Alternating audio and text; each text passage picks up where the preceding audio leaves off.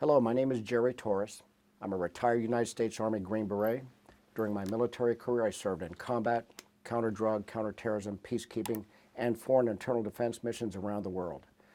The topic for this podcast is the volatile situation in Ukraine, where there are more than 100,000 Russian troops amassed on the eastern border and northern border of Ukraine and on the Black Sea. We will also touch a little bit on how this relates to the tense situation between China and Taiwan and last year's departure of our U.S. forces from Afghanistan. I'm joined by a very distinguished guest who was my unit commander as a captain when I was a young corporal in the United States Army Field Artillery. I introduce Mr. Bob Wood, Lieutenant General, United States Army, retired. General Wood, please highlight your very distinguished United States Army career and touch a bit on what you're doing today to get our veterans to vote through your organization named American Veterans Vote. Thank you very much, Jerry. It's great to see you again. It has been a long time since you were a young corporal and I was a young captain. It's been a pleasure, though, to meet you and really get involved in this, I think, important discussion. It's been a long time since I was in Europe as a major and a lieutenant colonel, working in Germany and NATO forces. I had a career that really started there in Fort Lewis, Washington, went through a variety of jobs, a Ranger battalion. We were in Germany for a number of years. As well, we were over in Bosnia, a variety of tours in Korea, all of them focused on the operational army.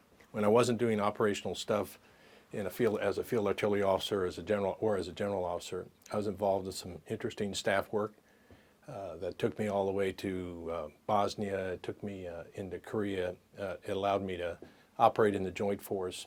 So it's been a pretty interesting and broad run of activities since we first served together.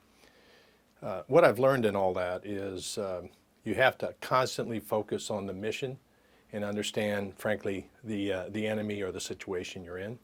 In Europe, it was clear that as a NATO soldier, at the time the Soviet Union was definitely posed and ready to attack, and we always felt that every day we turned up and trained and realized that the threat was real. After the fall of the wall and the changes that we saw in Germany and in Europe, there was a moment there where we saw peace, and peace with prosperity, as well as the opportunity for a whole new Europe to grow. Unfortunately, it's clear from what's going on at the border with Ukraine and, frankly, in Belarus, that Russia is once again looking at empire, as they did in the past, as they considered the area around their borders to be their domain. It's really clear that they're out to reestablish that empire. It's probably one of the key goals that President Putin has. And it's really time for us to really be serious about deterrence again. What we found is, I think, a weakening of deterrence to the point where it no longer performs the function it performed during the Cold War. And it puts us at risk of being too late with too little against a foe that's posed and ready to build forces as we maybe are occupied elsewhere doing other missions. So I'm so reminded of everything we did in old NATO days now as we look at a threat in Ukraine and a threat in Belarus, but now posed on new borders, typically the Eastern European nations that are now members of NATO, and all that we might have learned or even forgotten in the past about how to deter the potential threat, we're learning again at a very rapid clip. So I'm glad I had that experience, but importantly, I went from those kind of experiences to becoming an Army strategic planner. I led the Army strategic planning efforts in post 9/11, and really that was, again, learning about new threats in other parts of the world, counterterrorism threats, counterinsurgency threats. And we were once again, though, reminded that the enemy has a vote. They'll change the script on us in a minute. And we really learned about how to reorder our priorities in the case of post 9/11 to a whole new set of threats worldwide. And I think we might have forgotten a little bit about the threats in Europe that we once faced as we posed all of our forces focused on what was going on in the Middle East. And someone else was watching what was going on, and I happen to think that was Putin, and in particular Russia, as they rearmed from a period of time when they really didn't have the force structure that could match what we could do. But they learned from what they saw us do in Desert Storm. They learned about how we operated. They learned about the variety of domains that we operated in. And while we were very occupied on other missions, they were very occupied on rebuilding and reestablishing not just the Russian Federation, but also influencing the nations around Russia. And once again, we see that now culminating, I think, in moves against, in this case, the Ukraine, but in the past, of course, Georgia, Crimea, other things that they did that really caused us concern. I think our time now is really going to be spent reestablishing a real strong united NATO. But we have to do it now with a whole new landmass that is part of Eastern Europe, is now part of NATO. That's why Belarus is so interesting right now. Belarus is about a little bit,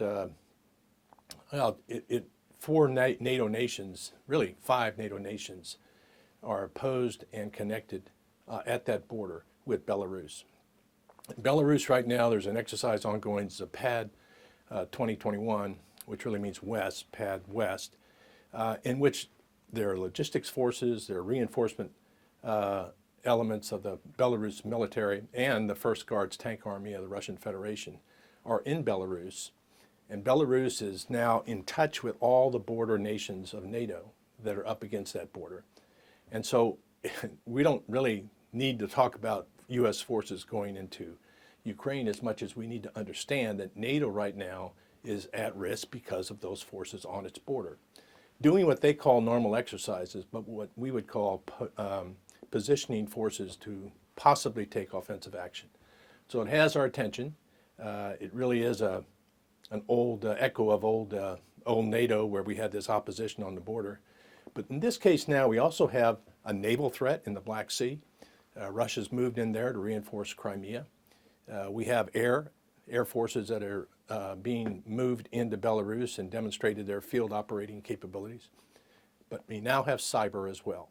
The cyber domain is active, it's at risk, and one could definitely expect that cyber attacks will be part of whatever Russia may want to do in the near term.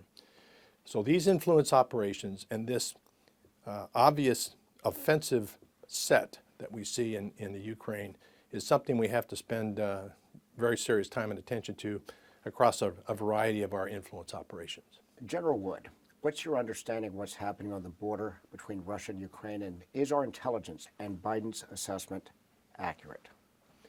Well, I think our intelligence is pretty accurate. We have the ability now with our space systems to have a very clear picture of the deployment of forces. And really what's happening right now is, I think, an exercise that demonstrates Russian capability to deploy, support, and employ forces across the border of Ukraine, from the north, as you said, to the east, and frankly into Crimea as well. So I think we've got a pretty clear picture of what they've been demonstrating to us. They're not doing this under the cover of darkness. I think for very real effect, they're doing this completely open. Certainly they have systems that are undercover, but we see a variety of logistics, intelligence, the whole array of combat systems, fielded air forces, and as well naval forces that are not only influencing, but they are directly threatening Ukraine. There are forces in East Ukraine that have been there since 2014. They're active. We see about 10,000 troops now employed in the Crimea, and that's right up against the border. The Belarus movement is significant because just north of Kiev, the capital of Ukraine, it's only about 60, 70 kilometers north is where Belarus border is. So that's kind of like the key in the short road to threatening the border, the capital of Ukraine itself. So in this positioning of forces, I think it's important to understand that they are ready and able and capable of launching an attack. However, I think right now there's a lot of demonstration and staging going on that signals to NATO and signals to the world that Putin is back on the stage. This world stage is something he enjoys. It's good for his public consumption at home. It demonstrates his power in the region. And I think it's actually added to his ability to attract China, as we've seen lately, to become a closer ally. the systems that they've put on the border, from aircraft to tanks to helicopters to aviation, are all of their first-rate and new equipment. It's showcased. They're showcasing in public, broadly and openly, much of what they're able to do. And I think that has a lot to do with his answer to the threat that he feels he faces in the region. What are the essential things you would like the American public to realize about this potential conflict? Well, first of all, I think it's important to understand Ukraine. Ukraine is a little smaller than Texas. It's got 44 million people. It really has an identity that's tied into Russian history.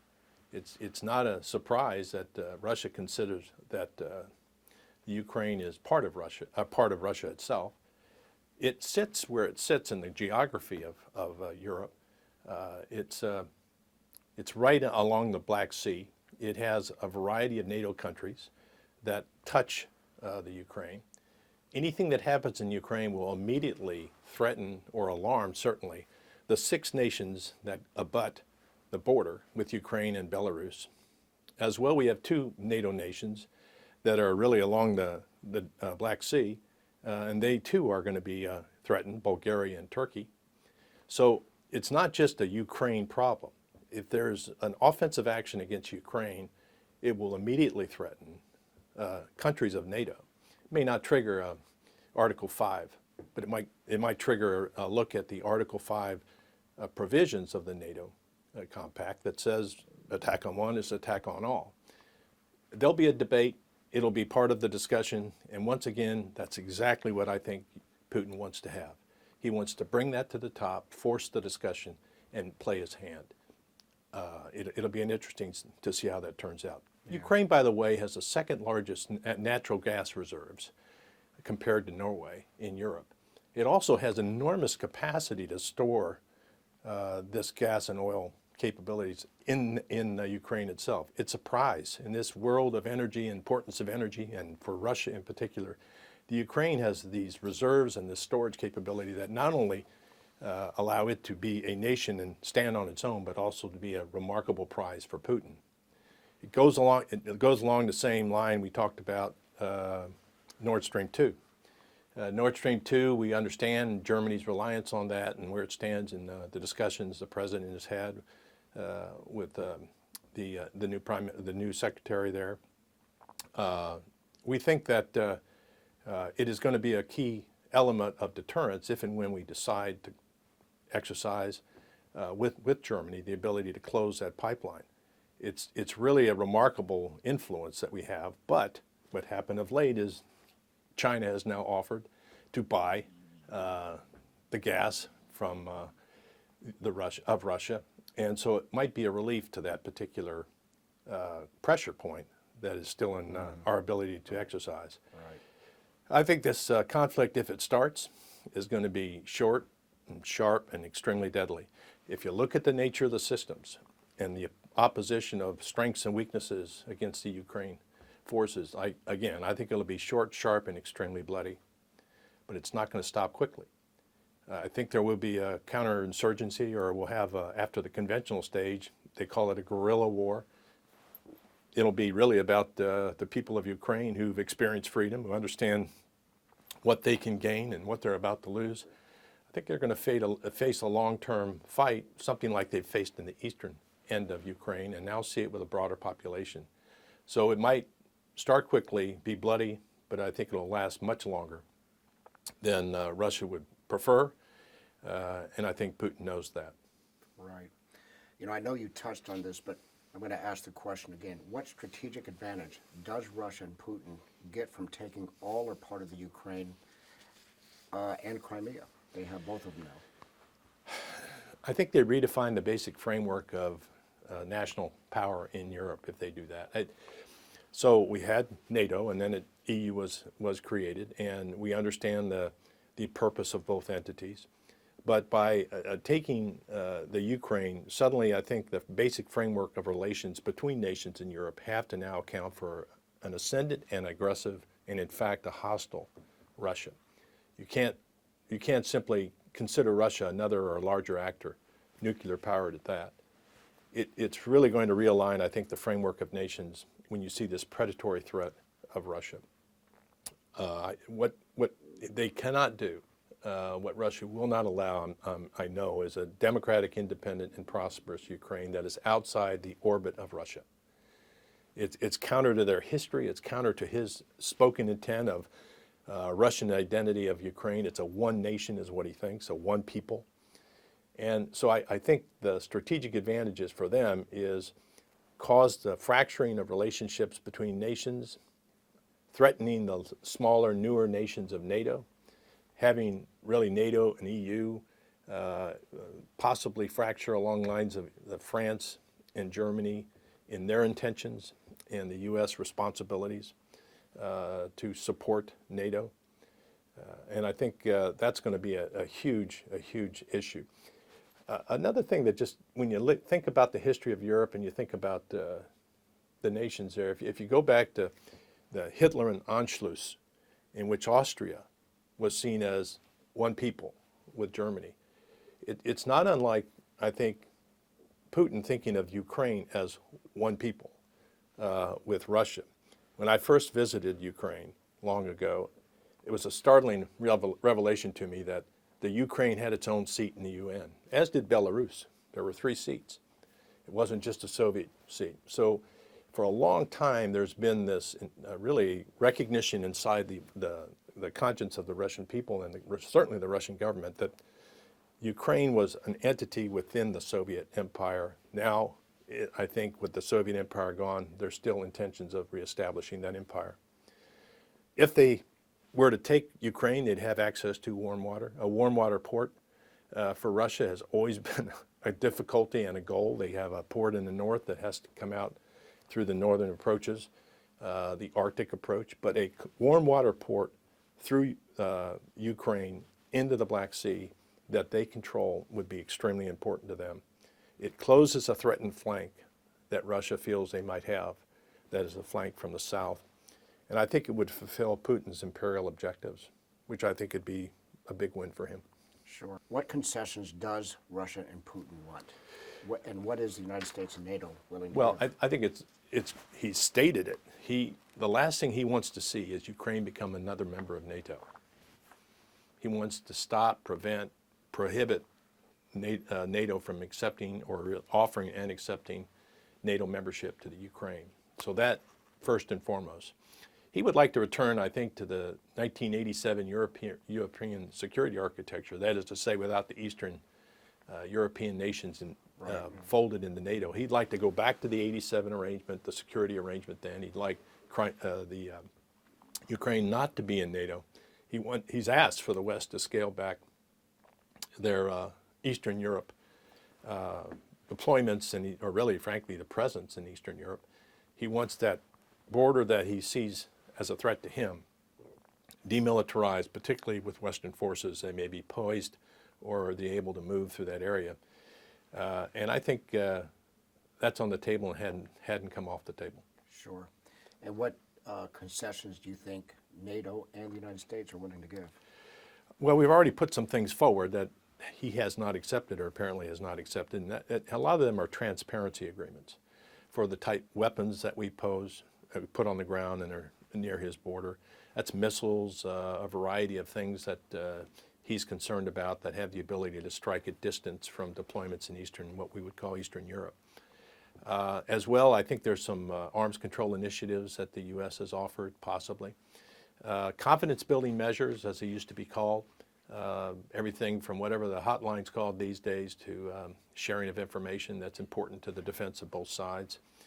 I think the U.S. has offered assurance, not accepted, but offered assurances that we would not base offensively focused forces in the Ukraine. Assurances as well have been given that we will not go to war with Russia to defend Ukraine. Ukraine is not a NATO member. We have also certainly endorsed and supported Ukraine, their sovereignty and their ability to exist as a nation. And I think all of those are very solid and sound and to this point not accepted. And I'll tell you what we really want. If we do something, we want Russian reciprocity. We'll make an offer if they make an offer back. So this is so much the dialogue East-West conflicts in Europe in the past. Right. Arms control, reciprocity, confidence-building measures, transparency. These are old cards in a new game, frankly, maybe an old game, and Putin's played it before. So he's asking for a rollback, and we're asking for him to move back from the Ukrainian threat that he poses right now. Right. What do you believe the response of the United States will be, and what should our response be if Russia invades and annexes all or parts of the Ukraine? Well, that's been pretty clear. I'll start with what we heard in the most recently the President Biden say is Nord Stream 2 will not operate, and that's a very significant point. As well, I think we'll see a variety of sanctions from the diplomatic sanctions that we will do to isolate Russia and its contact with other nations, but importantly as well, there'll be information type or cyber aspects that will strengthen our ability to defend in any hostile actions they may take in the cyber realm. Our military commitments to NATO will be executed. That's everything from the quick reaction forces that we would send over and have in place to a variety of other reinforcing actions across all domains of military support, across the space systems, the cyber systems, air, land, and sea. Reestablish deterrence, something we would probably recognize from where we were in the past, except now deployed further forward. We really have to consider ourselves back into a game where we have new capabilities, of course, but we have to reposition the forces. Absolutely. So the Biden administration has deployed and is potentially deploying more U.S. troops to neighboring Eastern European countries. How does this help NATO, and how does it deter Putin? Well, first of all, it's part of our NATO obligation. We have a commitment to NATO, and so it's understandable that 3,000 forces are over there. I think the 18th Airborne Corps' forces there now ready to and staged to perhaps transition forces coming out, not forces, but the population, U.S. populations coming out of Ukraine. But it's an interesting mission. It makes sense after Afghanistan to understand how important that would be. But we have 8,500 more force troops that on our prepared to deploy order. This would be very likely inside the compact that we have with NATO, the Quick Reaction Force. That's 40,000 troops in total that are committed by the NATO nations in case of a threat that is posed by a hostile actor, this being Russia in this case. So it would be a natural response, it would reinforce what we have, and it would be more than ground forces. Right. Very good. Could we, the United States, have done something proactively and differently to have prevented Russia's potential advances toward the Ukraine? I think I've mentioned deterrence. We should have recognized that deterrence was failing and really see the world as it is instead of as it used to be, as we hope it was. So I think what we could have done is understood the failure of deterrence in Europe. It's so obvious now, but everything obvious is almost simple in statement. But first of all, we could have understand that our removal of forces from Europe, our rearrangement of relationships, the economic activities going on in this case, particularly with the EU, all the things were strong economically, potentially even diplomatically. They've been supportive and helpful. Meanwhile, Russia was rearming. Russia was rearming.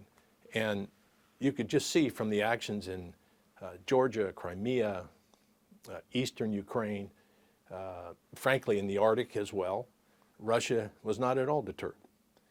They were pursuing their own national interests as they see them in a way that was clearly against whatever effort or measures we were taking. The other thing that happened is we used to worry, you and I were in the military when we had a kind of 2+1 or two big major regional conflicts, MRCs, two regional conflicts, and then the ability to handle a less sophisticated threat. Mm-hmm. And that built our force structure up to the number of divisions and carriers and air wings and squadrons and marine units. It built our force around the threat. And our threat, let's say in 2005 5 or 2 or 1, sometime in that time period, we started to build down. Remember that term? Sure. We built down. Now that's a wonderfully unique military term, but we built down. That had to do with increasing our capabilities. So we enhanced our capabilities, we reduced mass, in this case mass in deployments that were in Europe, and that made sense in those strategic times. Things changed pretty rapidly as we were fully occupied in missions that were important. So I think we should have recognized the failure of deterrence earlier and not done such a dramatic decrease of deterrence in areas where I think it was important in Europe. Sure. Can you compare the political posture of the United States that may have triggered Russia's apparent aggressive stance to what's happening between China and our ally Taiwan and the Formosa Straits? Well, yeah, I can. The thing that's different in China and the Straits, and really the threat that China poses, what's not the same is NATO as it currently stands in the historical background of NATO and our relationships. The difference about the Pacific is they're more bilateral relations and not as many multilateral relations. It's good to see the Quad, as it's now called, that's been established, and that's 4 nations, Japan, US, Australia, and India, that are now doing regional planning in the Pacific area. It's not the same as a NATO. It hasn't, certainly doesn't have the time and experience. It's very promising, though. I think it's a great step. We have good allies, good relationships, but they're typically bilateral. So the integration of forces that we would have in a European theater, we practice, we exercise, we are constantly training with those forces out there, but it just doesn't have the architecture of a security arrangement. But it's becoming better. And that's the good part of it. So they're not the same theaters. We would not execute our operations in the same way we would attempt to, but we know we have limitations. Difference in type technologies, weapons, integration of forces, and it's just a different part of the world without the alliances and relationships as strong as they are in Europe. So it's not one and the same. General Wood, in your opinion, how did the United States handle Russia's aggressive posture with the border of Ukraine at the beginning of the crisis and our current response to the border crisis? I have to say, it's hard to say it began with this administration. It did begin, though, I would say, in the Biden-Obama or Obama-Biden administration, where it became very clear the intentions of this aggression towards Ukraine and Putin's attempt to bring them back into the Russian orbit. It was, I think, clear enough for the administration to probably take some diplomatic steps, I'm saying the Obama-Biden administration, to, I think, get back engaged with NATO in a way that talked about meeting their requirements for security upgrades. So everything that happened right around the Crimea time, 2014 and earlier, in that area of the world, I think signaled clearly this was the path Russia was on. And the nation has its own priorities. We were dealing in 2014 with, as we know, what was going on in the Middle East. But that really doesn't prevent the diplomatic elements that could have been exercised, the economic elements that could have been put in place. I'm sure we were involved with intelligence and information. Staging forces, moving forces, maybe not. But exercising forces, probably so. What should the Biden administration be doing differently within the context of what's happening on the border between Russia, Belarus, and the Ukraine? Well, first off, how about appoint an ambassador? We have no ambassador in the Ukraine. We don't even have an ambassador nominated for the Ukraine. And that is not a political statement. That's a straight up, how could you do that? I think it's demeaning to Ukraine. It makes them a secondary citizen at a time when they need a Western voice most. And again, there's not even an ambassador nominated. It's not a Senate problem. That is an administration problem. Appoint an ambassador. Continue to build multilateral alliances, pressures, use a variety of diplomatic, information, military, and economic means. coalitions in all areas, diplomatic coalitions united around common principles, common purpose. Information as it relates to not only information security, but also the broadcast of information and the informing of Europe, the world, and importantly the American people of why it's happening and what's happening. Military, of course, coalitions exercised, I've talked about that a bit, and then the economic side of everything from energy to exports, imports, raw materials, minerals. We have to get serious about, once again, putting pressure on Russia in this case, but being concerned about Russian influence elsewhere. And its access to, if we reduce its access one area, they're going to look for it in another area. It's a worldwide scheme. What are some of the implications for the United States if Russia escalates conflict at the Ukrainian border? Meaning, what if they cross the border? Well, our immediate concerns, obviously, are to, in support of, as we pointed out, we have security concerns with Ukraine. We have to now really understand it's not a NATO member. It's not an area where we will fight to retain their sovereignty. But the words we've spoken, the commitments we've made, there's support that's got to happen, and that support's got to be pretty quick. Meaning it's got to be staged where it can get to Ukraine. It can't be thought about and passed over in a long an air bridge. We ought to be staging support quietly where it needs to be so it can get to Ukraine quickly. So that defensive and in some cases offensive support needs to be staged. If they cross, it'll again really stress our alliance relationships. We've got Eastern Europe very concerned about the threat at its front door. We've got France and other nations in the Western Europe, not quite as motivated, I don't think, for their immediate defensive needs, and with large populations and large responsibilities that are of theirs to solve and theirs to resolve. So it'll be really defensive and probably security in the East, and it'll be economic and diplomatic in the West. We'll see two games being played, and you can't leave one side out from the other. Right. So it's going to be a very, very difficult time, and we should be right now meeting, likely upcoming, we hear about the meeting in Munich, talking about what happens on day one, and what does it mean, and what does it imply, and are we straight on our commitments, our responsibilities, and do we understand the lines of communication that have to be open, not just on day one, but likely open and exercised now in a way that I think is a bit of a deterrent in and of itself. So what are some of our national security concerns over a potential Russia invasion? Our national security concerns? Well, like I said, cyber, energy disruptions, economic pressure that is going to come from the world markets, instability in the alliances we have.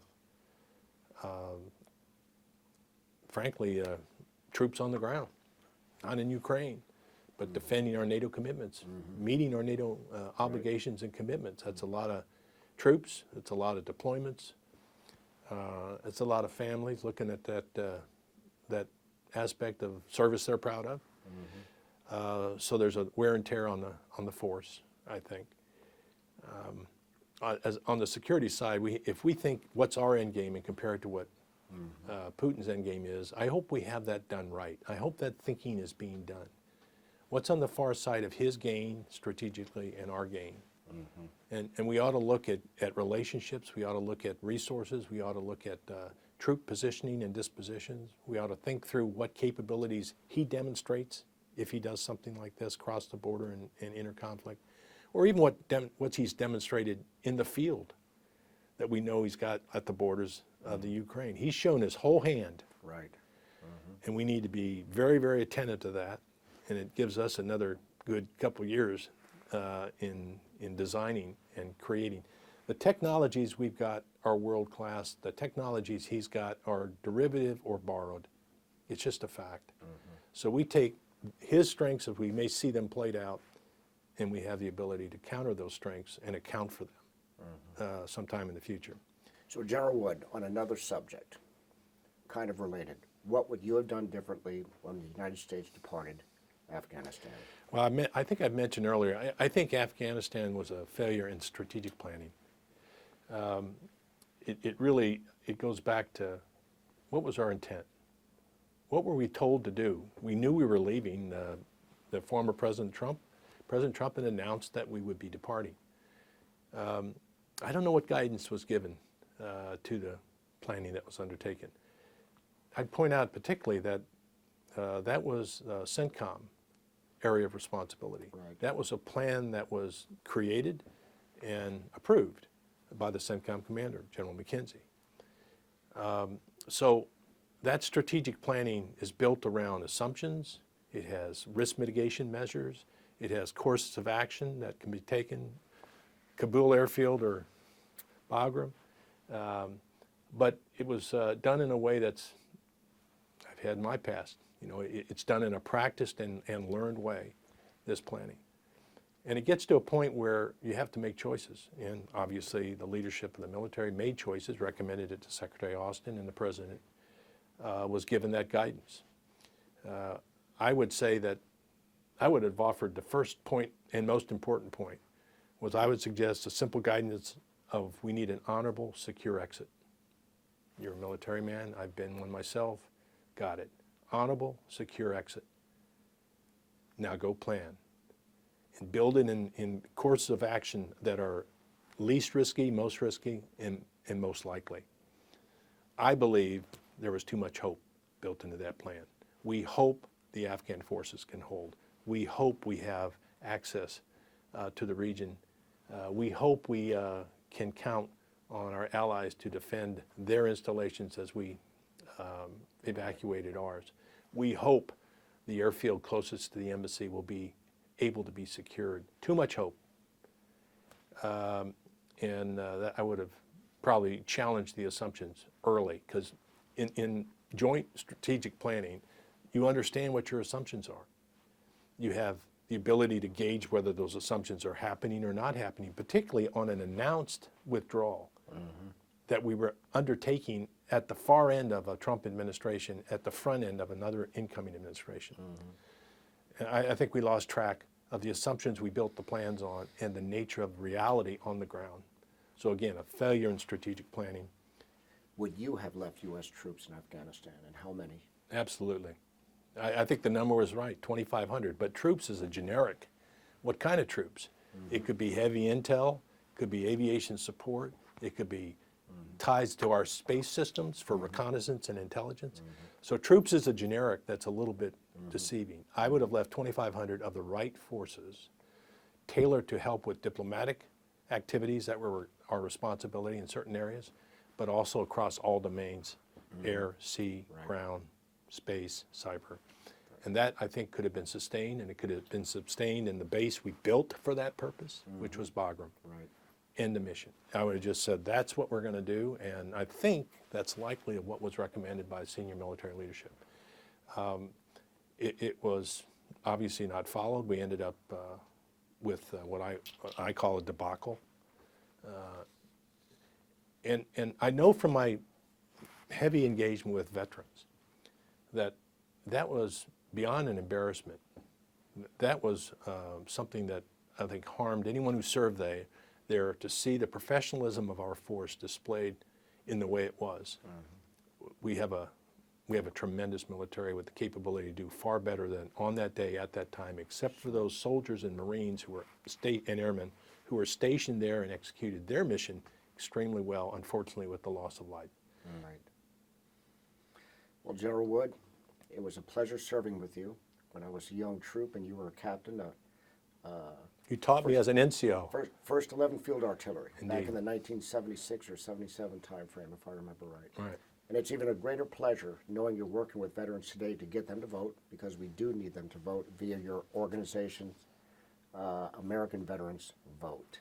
Yep. And thank you for coming here, and thank you for that just great bit of information on just the Ukraine and the threat to the United States, as well as threat to NATO and threat to Eastern Europe and Europe in general. Can I talk about American Veterans Vote just for a minute? Yes, you may. Please do. Because I think in a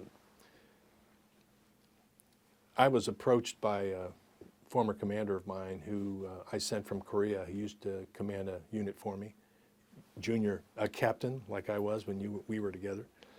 And he wanted to run for office. And I thought that was a noble thing to do. It's great to have veterans involved in the political space. And I joined in with about 40 other veterans who found that working and continuing service in the political realm was gratifying and justifiable, and frankly, we had a great time doing it together. Mm-hmm. And we went through a series of learning retail politics. We didn't win that race, but at the end, we looked around and said, well, this was worth doing. Other veterans could learn from this, could appreciate the service of working in either public service or in politics. Right. And we decided to stick around and form an organization, incorporated in Delaware, created an organization within Virginia, and launched as a standing organization to continue to help veterans appreciate the political voice they have and how it can be used as continuation of service for our nation. Things worked well. We happened to find purpose in Virginia during the most recent race. Mm-hmm. We happened to have, I think, dramatic influence on the voting population of veterans. And all of it was done with a very professional and all-volunteer team. So we're continuing to do that in a way we think could be helpful to veterans looking for how to serve, how to continue their service, or frankly, how they can stand up for what they think is right.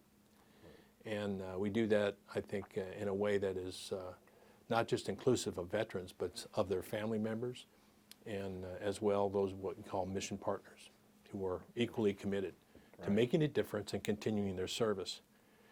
And we find that it continues to grow and it's well received. It's a message that we're happy to continue through our information, through our website, but really pointing out that veterans, 740,000 veterans in Virginia, 740,000 veterans, 22 million in the nation. All of them, none of them with common necessarily points of view, but all of them coming from a common service ethos. They once served, they once swore that oath, and they have typically lots of friends who are veterans. So it's a great organization with good linkage into the friendships and commitments we've had or we're building now. Right. Servicing the community in a way that I think is constructive. Mm-hmm. It is in no way destructive. In fact, we have a code of conduct to be a member. We're not forgetting those who served before, and we're not about to dishonor them. Three strategic goals we have. One is serving veterans and their families. Another is defending our Constitution, and the third is securing our nation at home and abroad. It covers a lot of intentions and interest of a lot of veterans, and so we're glad to see it grow. I appreciate you bringing it up. Yep. I'm very proud of what they are doing, in this case, serving America now in the public service or in the political space. All right. Thank you, sir, for your service. My pleasure. General Wood. Thank you very much. My pleasure.